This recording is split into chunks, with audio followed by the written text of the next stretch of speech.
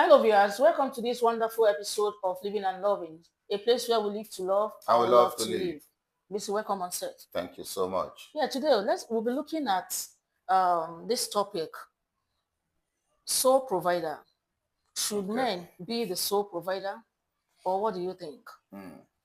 Yes, men should be the sole provider. It fits them. It's suited. They are suited for it. It looks good on them. As a matter of fact, it is the man that makes provision to be very, very good. If take provision out of man, man is nothing. So man should be, because providing brings out that leadership and responsibility in him. As a matter of fact, it is that provision that brings out, that makes him feels and look and sound responsible. So So, in a yes, nutshell, you're talking about leadership and responsibility. exactly, because a leader is responsible. A And man, yes, a okay, leader is responsible, and a responsible man, part of his responsibility is to provide, and okay, that is the man. all right. But in a situation whereby the man does not have enough to cater for the family and the woman is earning more and one thing or the other, it could be that the man has been providing and something went wrong and the woman now take the battle, the baton of leadership to be more responsible to catering for the family. I don't think there's anything bad in that.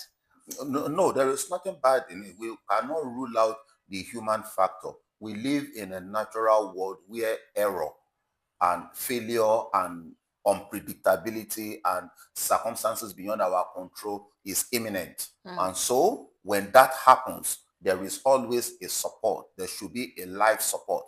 You see, that is why they will put what do you call it?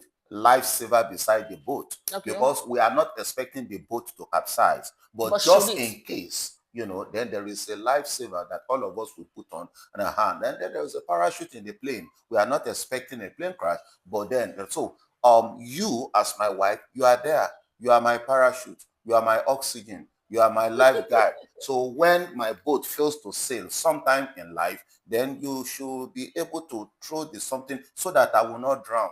Because if I don't drown today, then I will be alive tomorrow to continue where we stopped. Exactly. Thank you very much. But the point of discussion says, should men be the sole provider?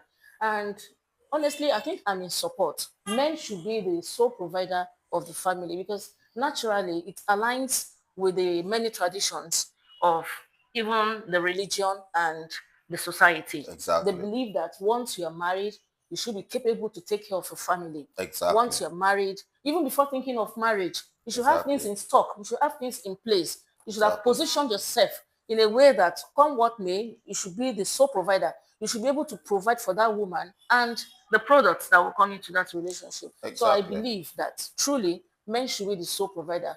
Yes, like you have just said, women should be at the side, waiting to assist. Is not something that is not acceptable in the society. Women are also there to support, but 90% of the responsibility of any home is for the man to be at the edge of the affairs, providing for the family. Yes, I agree with you. And that makes the family stable. Yes, it makes the family stable because when the man is providing, the woman is the home builder. The woman manages the home. As a matter of fact, it is the man that provide the house. It is the woman that turns the house into a home. Yeah. Okay, so one of and the things that the woman needs to turn the house into a home is the emotional aspect, the teachings, the morals, the mental development, and the rest. But when it comes to providing basic things, clothing, the shelter, the food, the protection, all this is actually the man. And when that is in place, you'll see that the home is stable. The woman will even function well. And please, I'm talking in a world where there is no feminism. Yes, Exactly. let me quickly say that now. I know a lot of people are already unlocking their gun to shoot me. but no problem. I owe you just one bullet. But let me say this. And let's not bring feminism into this right now, Oh yeah, because we are but being because practical. We are yeah, being because practical here. yeah, I know some women. I'm just saying that because some women will say, well, I've been taught to be Yeah, but independent, see, blah blah yes, blah. even when they are being taught to be independent, below the belt, they still feel the itch. I'm a woman. I know what it takes. Good. Tell us. Yes, it is true. We are being practical here. That men should be the sole provider does not mean there's nothing the woman is bringing to the table. It's just that we should understand, for us to have this family stability, we should just understand that, yeah, the role of the man, the actual assignment, I don't know, the real assignment lies on the man. But that does not mean the woman does not contribute anything to the table. You understand? Yeah, but the word soul provider, Yes. that's what we are dealing with right now. Yes. So I beg to say that feminism does not come in right now, because if you want to talk about feminism, I stand to be corrected. They still feel the itch, because if you get to a point, I you pretty will hear agree with you. no. If you get to a point, you will hear words like, "I wish there's somebody to at least support." It will get to a point, even if they don't voice it out, they know it mentally. They know it that the load is much. You understand? So whether the man is a sole provider or not, the woman also contributes to the Yes, family, to the exactly. upkeep of the family. But the Exactly. word soul that we are dealing with now, I want to say that if the man take the sole responsibility of providing for the family, it brings about family stability. The woman is at peace. Emotionally, she's not wrecked. Psychologically, she's not wrecked. That keeps her fresh for the man and for the children at all times. So I stand with you that yes, the men should be the sole provider for the family. Yes, and let me say that why I brought up the issue of feminism is because that is one of the things that may stand against this belief that the man is the sole provider. Yes, that is why I quickly brought it up so that we may know. A lot of people are not going to agree with that fact because there is this gender war of okay, what a man can do, a woman can do better, Yes. this and that, blah blah blah blah. So because of that, if you tell them that the man is the sole provider, they will tell you are trying to relegate the woman Yeah, I into the wouldn't blame background, I blah blah wouldn't blah. blame the women that think in that direction, because Why? because there are some men, even though they're capable, even though they have what it takes to take responsibility, they still shy away from their responsibility. I don't know, maybe the act of ingratitude or the act of not or the act of irresponsibility, or I don't know. They still shy away from their responsibility. Even when they have it, they'll make the family believe they don't have it, even to the detriment of the upkeep of their own children. They still claim not to have it. You understand? So I wouldn't blame the woman much or the feminist much if they say that the whole thing turns out the other way around. But the truth of the matter is that even the religious body, the Bible that I read, said men should take absolute control of the family, should be the sole provider of the family. I wouldn't know what the other religious book tells us, but at least from the angle I'm coming from, it says men should take absolute control, providing for their family. Exactly. There are some passages in the Bible that said if you cannot provide for your family, you are worse than an infidel.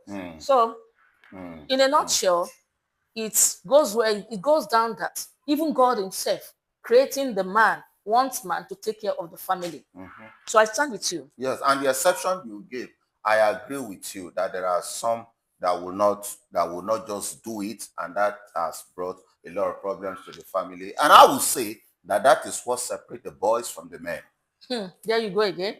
Exactly. Yeah. Exactly. It is a man that gets married and that becomes a husband, not a boy.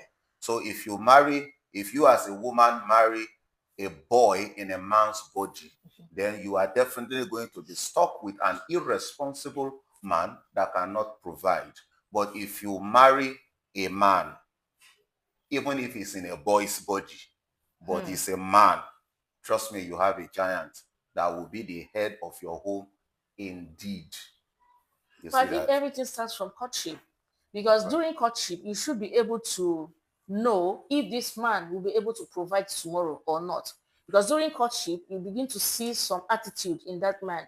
If he does not appreciate what you do as a woman, if he does not appreciate your hair, if he does not appreciate what you wear, it means that tomorrow you will not see anything when you become man and woman. So, Buki, yes. well, I'm just going, you can see that I'm going like this. That area you are going, you may not like my answer because courtship, seeing it, During courtship is one thing. Deciding to stop or to go on is another thing. Well, I don't know how you see it. Yeah, a lot of women, even when they see it, they will still go on. And Mm. that is where we have our problem. You see that? They will still go on even when they see it for whatever reason. But then you have said it right. When you see that kind of a thing, when you are dating an irresponsible man or a potential irresponsible man, an irresponsible man in the waiting or in the making, move back. You know, walk away. Don't bother to patch anything. So please tell them, tell the women that they should take note, watch out for the signs, because the man should be the sole provider.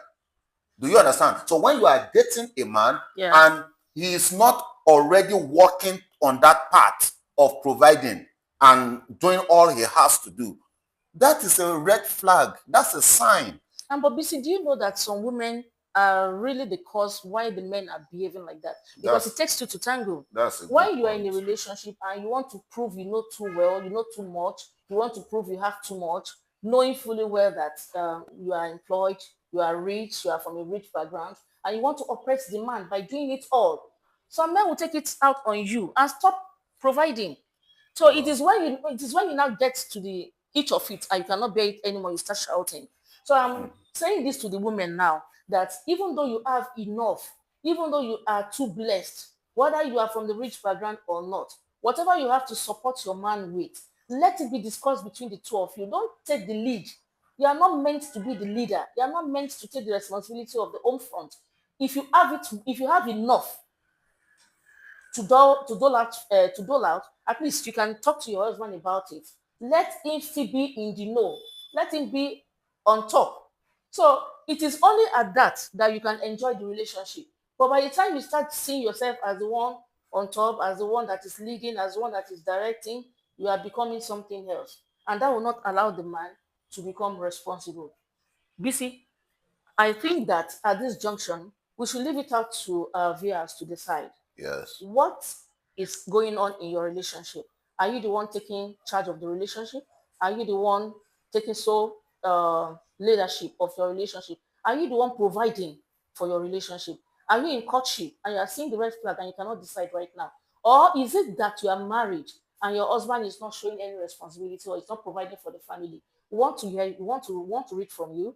We want you to like this program, share it, and then comment so that we can follow you. BC, yes, I think that's where we'll draw the curtain for today. Until we see you next time. Thank you. Bye-bye.